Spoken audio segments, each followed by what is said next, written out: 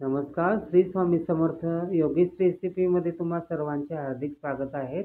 बघा, आजची रेसिपी आहे आपली लच्छा पराठा लहरिया किंवा तुम्ही त्याला पुडाच्या पोळ्या पण म्हणू शकता. चटणीसोबत खाऊ शकता तुम्ही, सॉससोबत खाऊ शकता याला, किंवा तुमच्या आवडीप्रमाणे दही वगैरे पण घेऊ शकतात. छान त्याला पोड येतात आणि खूप खायला टेस्टी आणि मऊसूद असतात. ह्या हेल्दी रेसिपी आहे आजची आपली. अशा पद्धतीने तुम्ही ही तयार करून घ्या.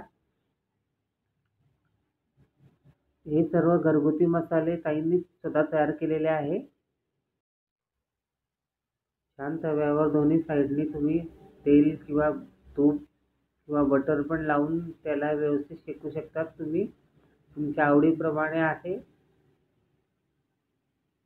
छान खुसखुशीत शेकायची आहे जेणेकरून खायला टेस्टी लागेल.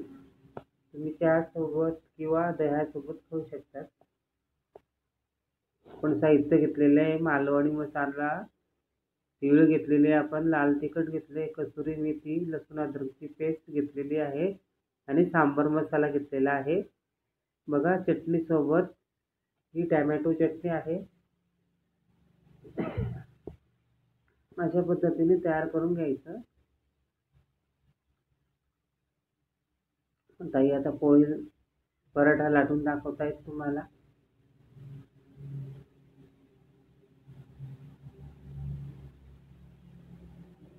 मालवणी मसाला घेतलेला आपण, साधं तिखट घेतले लाल, तीळ घेतलेले आहे, कसुरी मेथी घेतलेली आहे आपण, आणि सांबर मसाला हे आपण सगळं तेलामध्ये मिक्स करून आता याच्यावर लावतोय, जेणेकरून ते व्यवस्थित चिटकून राहील आणि पोळी खाताना आपल्याला त्याची चव लागेल. ह्या हिशोबाने आपण अशा पद्धतीने त्याला व्यवस्थित लावून घेतोय.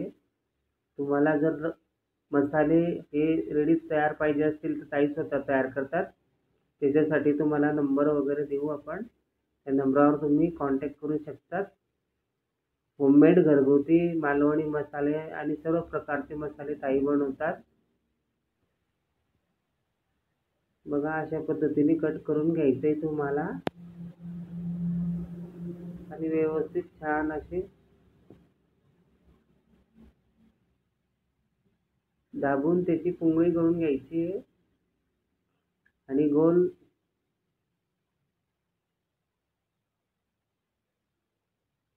छान गोल पद्धतीने त्याला तयार करून घेतल्यानंतर त्याला हाताने दाब द्यायचा आहे बोटांच्या साहाय्याने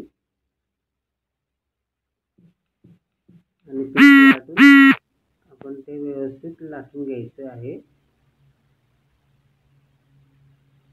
बघा, खुसखुशीत खमंग आपले लहरिया पराठा, लच्छा पराठा तयार झाला आहे. धन्यवाद.